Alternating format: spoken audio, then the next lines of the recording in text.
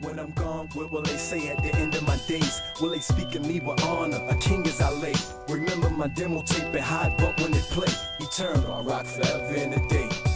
When I'm gone, what will they say at the end of my days? Will they speak of me with honor? Okay, ladies and gentlemen, you can see the main event right here. Both these guys, I'll tell you what, warriors in the cage, friends outside. We've just spoken to Chris Pecero. Chris, I want to wish you well wishes on the way back. I'm going to go ahead and start talking to Chris Jones here about y'all's bout. And I tell you what, you guys put on an awesome show, baby. I want to make sure that both of you guys know that. Chris, again, well wishes to you. I'm going to take care of Chris right here, okay? Okay, again, Chris, Mr. Pecero, best of luck to you. Okay? I've got now Chris Jones. Let me shake that hand, baby. This hand wears a lot of belts and is going to probably wear a lot more wins and a lot more belts. I got to tell you, Chris, it was a beautiful end to a XKO show. XKO number 10, ExtremeKnockout.com. I don't care how you put it. We've got to give a little shout out to XKO for what they do. And I'm going to tell you one thing. They know where to go get the Warriors. And I've got one right here. Congratulations on your championship. What is that, a lightweight championship? Yes, lightweight at 155. 155 pounds. And let me tell you, I tell you what, we start out the fight. You look beautiful. You look like you had put the time in. You look cut. You look beautiful. I got to tell you, Chris looked good too. Mr. Pecero looked good. Yeah. Tell me what went through your mind. He put on a great show that first round. You guys went back and forth, trading some good shots.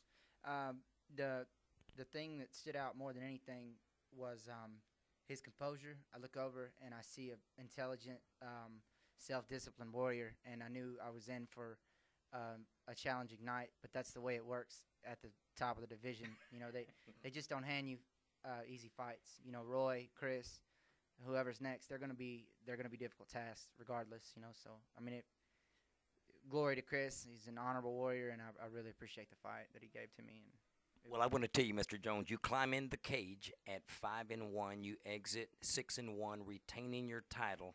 I think you're the only XKO lightweight champion to hold that belt so far. Is that correct? Yes, sir. You know, they say technically you're not a title holder until you've defended the belt. So it means more now to me than it did. Even though I don't say that to diminish the lust that I had to retain the belt. I just mean that it's really special now. I think we understand what you just said. When you defend it, baby, that's when you're going to war. Now, let me tell you, let's go to the first round right quick. You take a pretty good little body slam. Tell me about that. Well, I just remember how flashy it was when it wasn't really painful, or it didn't really take anything away from me. But when I hit the ground, I was like, damn, that was flashy. He's going to get some points for that one. All I could think was I can't let that end on that note. You know, I got to defend. Yes. I didn't really feel like I was in a whole lot of trouble. I was looking for the up kicks, but I wasn't going to push it to give him position. So the most important thing for me was to just stay calm and fight my fight and have fun. I knew it was going to be a 5-minute round fight. I didn't think I would finish the fight like it did.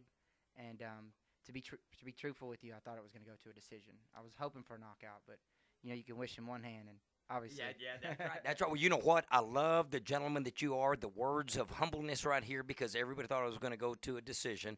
Also, I mean, I thought it was a great bout. How it ended, I'm not going to say it was controversial, but you know what? You did catch him, and Chris admitted that you caught him with a nice, I think it was a straight right, wasn't it? Well, I started out with the left high kick, okay. But I feinted with the right, or with my left, and then shot the left high kick, and he wobbled. I was surprised that he wobbled.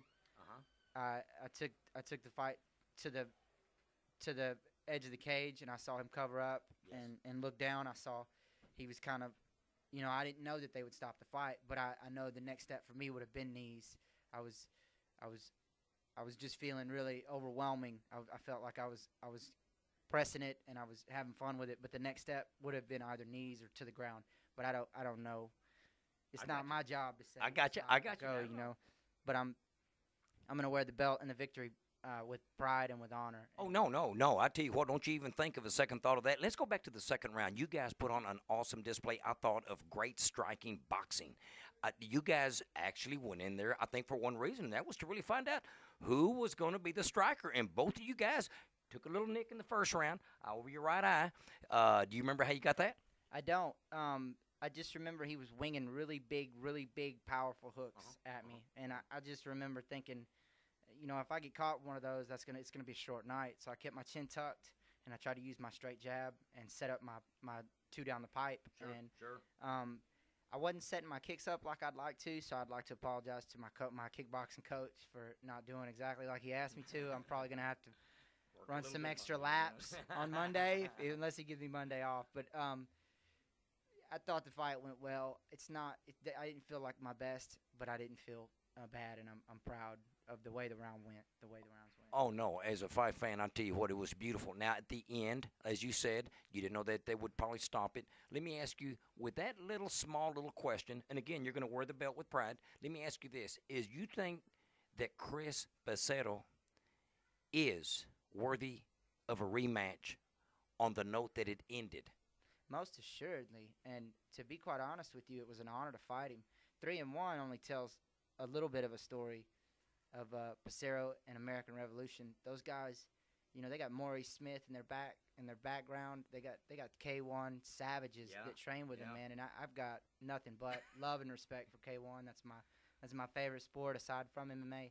So yeah, man, absolutely. I thought it was a great fight. I thought I didn't get to do a lot of what I wanted to do. I didn't do a lot of any specific things coming into this fight. I thought, you know what, let's just mix it up and have a good fight. So I mean, I would love to run it back. I really would. I think a lot of Chris, and you know, it's whoever earns a shot to me. I'm not picky about. I never have been, you know. So. Well, you know what, Chris, I got to tell you this. After his last fight, he showed a lot of respect for you. You guys go back a couple of days, I think. He said that you were, if I remember correctly, I may be saying this wrong, but I'm going to go ahead and blow this out. He said that you were probably one of the first guys that helped him get started in MMA. Is that correct? Yeah. Truth be told, and this is between me, you guys, and the fence post. Okay. We were in North Carolina for the Ultimate Fighter tryouts, and Chris hadn't had any pro fights up to that point, right? Gotcha. So I had made it through the tryouts, and was scheduled to be called to go out to Las Vegas. And on the ride home, I had seen him a little bit here and there in North Carolina, and we caught the same flight back to Texas, back to the hub, BFW, you know. And I was talking to him, and you know, I knew he was a Texas boy. You know, we Texas boys, we stick together. That's how we do it, you know. But he looked kind of sad. I don't know so much that I could say sad. He just looked like he was having a difficult time finding a pro fight. And I knew XKO was where it was at. They were looking for hungry. That's it. Just really good guys. And I thought he fits the mold. And if, you know, I want to get him involved. I want to help him get his start. That way their gym would have an opening. They've got the biggest promotion in Dallas behind them now. So, and they're all warriors. I know them all, or I know quite a few of them. So I think giving him all I did was really just speak up for him. Well, yeah, that's what I think. I think it's giving the shout out, and then the rest is up to you. Yes, like sir. anything else, it's up to you. If you've got it, you've got it. Yes, Well, you know what? I've got to tell you. You see Moeller, MMA, Alan Moeller, one of the world-renowned fighters and coaches. Tell me, how about a little shout out to anybody as we close this up? Everybody that fought tonight, man. Everybody that came out here and wore your colors, everyone that came out here and fought with your heart, all the friends, all the family, all the media, everybody that makes this entity of mixed martial arts a viable, competitive sport. Thank you guys for giving us, man, I don't know where I'd be without this. I don't know where I'd be without you guys. And I'm at home, and I feel nice. I feel grateful, and I feel blessed. So I just want to say thank you to everyone. I've got to tell you, ladies, as I close this up, I tell you what, I've been a fire chief. I've been around some of the hobnobbers, but you know who are the best people that I've ever been around? In the vicious sport that people call MMA and boxing, these are the most humble individuals that I've ever come across. Put me up against the city council people, put me up with the city managers, put me with the mayors. But I'll take a warrior any day because the humbleness in their heart, the spirit in their soul, and the courage in the cage is what they are. And they are true warriors of man. On behalf of www.NorthTexasFisticuffs.com, it's been another beautiful session, another XKO night, ExtremeKnockout.com, baby. Until our next session, Roland Gomez.